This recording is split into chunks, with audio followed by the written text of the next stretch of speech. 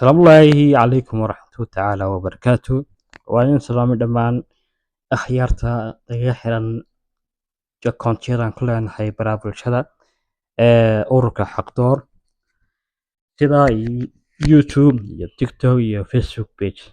طبعا ما أنت مقال سيدا حكن كأكتان يعني ريونا كاس هورنتي في عن إن كبراغنو سيقولهان سوماليدا تنحني ماشينا يعني بونتي كان كاليو يعني maaha mid si gaar ah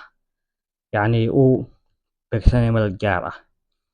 yani Soomaalidu wixii ku mahmaadaa yani amba afeef haro lahow amba adkeysi dambe lahow ay Soomaalidu si guud ahaan ugu mahmaadaa maamul gaar ah iyo amba yani meel gaar ah oo la beegsanayo ma lahan meel gaar ah oo la beegsanayo ma lahan mawduucayna wuxuu daaran si guud ahaanba dhulka Soomaaliyeed sida tusaale ahaan oo kale haddaanu soo qaadano yani shanta Soomaaliyeed sida Soomaaliya, Somaliland, Jabuuti, Soomaaliya, Soomaali galbeed iyo NFD ba yani dhulka Soomaaliyeed si guud ahaan buu yahay. Haddaba hadda mawduuciina aan hore usii guda galno maanta marka la eego dhulka Soomaaliyeed si guud ahaan caqabadaha ugu waaweyn markaas ay haysta waxa weeyaan macallimiintu ma aha runtii kuwo dabcan macallimiin u tababaran yani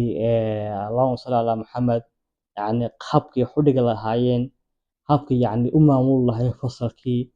habkii macallinkii yani ardaydii ay ula tacaamuli lahaayeen habkii magaranaysaa ay wax u dhigi lahaayeen habka ay magaranaysaa dabcan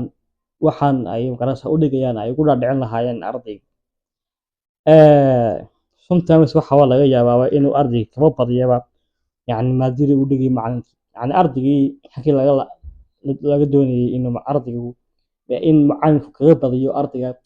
sometimes waxaa dhacdaba meelaha qaar ama goobaha qaar ee waxbarasho in dabcan ardaygii kaga badiyaba maadadii u dhigay macallinku waayahay sidoo kale waxaa ka mid ah caqabadaha ay la waajaho dhaqaalihii oo xum yani dhaqaale ahaan inaysan fiicnayn tusaale ahaan marka ka wada aan leeyahay dhaqaalihii ayaan ku filnayn iskuulaadkii waxaa ka mid ah yani in iskuulaadkiiba ay ku yaalaan meelo yani xarumihii waxbarasho oo kale sida iskuulaadkii barefadadii jaamacadihii macaahidii shareecada islaamka wax lagu dhigayay in dabcan aysan ku oolinba yani meelihii loogu baahnaa taasoo ay sababtay dhaqaale xumo tusaale ahaan oo kale iskuulaadkii wax loo baahnaa amba la doonayay in ay ku yaalaan yani meel yani tusaale ahaan oo kale meel yani deegaan loogu talagalo fiican oo aysan magaranaysaa taag dhoween ama buuq aan lahayn hadda tusaale ahaan oo kale iskuulaadkiina iyo jaamacadihiina qaarkood waxay ku dhex yaalaan suuqyada qaar jaamacad dhan waxa laga yaabaa inay ku taalo suuq bartankiisa ardaygii laa shaka fiiha yani boqolkiiba 85 way adkaanaysaa in uu casharkaasi fahmo ama tu jaamacad dhigana facultygaas si guud ahaanba uu fahmo dabcan aad bay ugu adkaanaysaa runtii marka waxaa loo baahay marka hore code number 1 in yani meel deegaan ahaan ku fiican waxbarashadii in magaranaysaa laga dhigo yani goobtii waxbarashada haday noqoto jaamacaddii haday noqoto iskuulaadkii iyo haday noqoto dee macaahidii yani shareecada islaamka laga dhiganayay xataa haday noqoto waxa weeyaan allahuma salli ala maxamed waxbarashadii kale intaas dee sida barefadadii kolojadiiba sidoo kale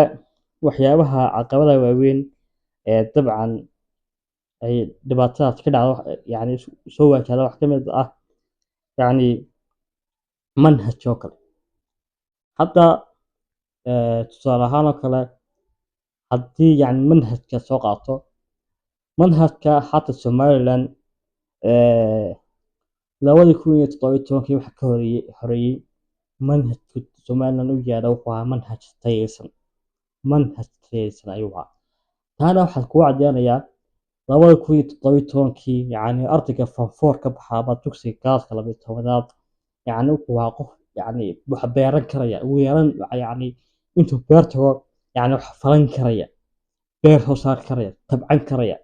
ayuu ahaa laakiinse 2017 yani 2017 wixii ka dambeeyey wax saasa maysan ahayn waxbarasho yani theories ka badan oo waxa weeyaan dee runtii aan yani awood qofku uusan wax soo saar baa uusan lahayn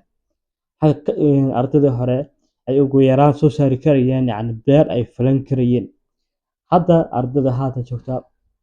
waxa weeyaan waxba ma falan karayaan waxna ma samayn karayaan waxna ma soo saari karayaan taasna waxa weeyaan ugu horeeya manhajka waxbarasho ee dalka u yaala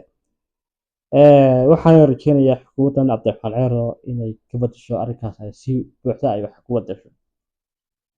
haddaan tusaale labaadna soo qaato jabuuti inageya jabuuti waxbarashadu way ka yar garasa sareysaa laakiinse yani marka loo eego deegaanada kale soomaaliya ay degto jabuuti laakiinse caqabadaha ugu waaweyn ay wajahaysa waxa weeyaan waa laba shay shayga koowaad ee wajahaysa waxa weeyaan in yani luqadii lagu dhigayo faransiis yani ardayda in faransiis wax lagu dhigayo oo maxaa markaa ay ka duway waxa meesha su-aasha meesha imaanaysa ayaa ah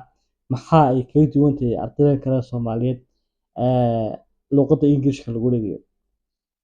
tusaale ahaan somaliland marka la joogo ardayga soomaali wax laguma dhige ingiriish wax lagu dhiga soomaali kadalik nft kadalik soomaali galbeedna iyadu waxa weeyaan xabashi baa wax lagu dhigaa waayahay maxaa farqiga u dhexeeya marka ee su-aasha koowaad tahay waxa farqiga u dhexeeya in yani kan yani ardaygan jabad jooga ama jabuutiyaanka ah ama jabad fadhiya in yani keliyata luqadda keliyata aan ahayne xataa dhaqankii faransiiska meesha la keenayo sometimes waxaa arkaysaa ilmo yaro iyeel ah oo bebiya oo leh gal fermal leeyahay magarad marka yani luqadii keliyata waxa weeyaan la keeni maayo ee xataa dhaqankii ayaa dhaqankii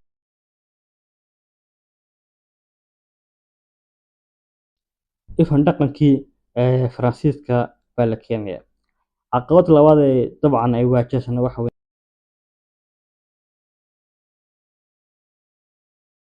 weeyna wax ka xun ma jirto in markaasi dhaqankeeda la burburiyo qodobka ugu dambeeya ayaan kusoo gabagabay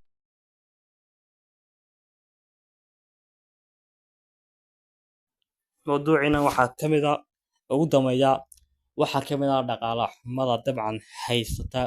yani dhalinyaro fara badan oo soomaaliyeed meel kasta joogaan innagoo markaas aan kala qadqaaday haynin yani si guud ahaan shanta soomaaliyeed u jooga dhalinyaradaas dabcan waxa ugu weyn ee ay runtii wajahay waxa weeye dhaqaale xumo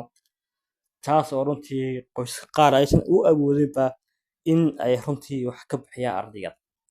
yani ardaygaas inay garasade ay wax baraan oo iskuul geeyaan oo jaamacad geeyaan ay runtii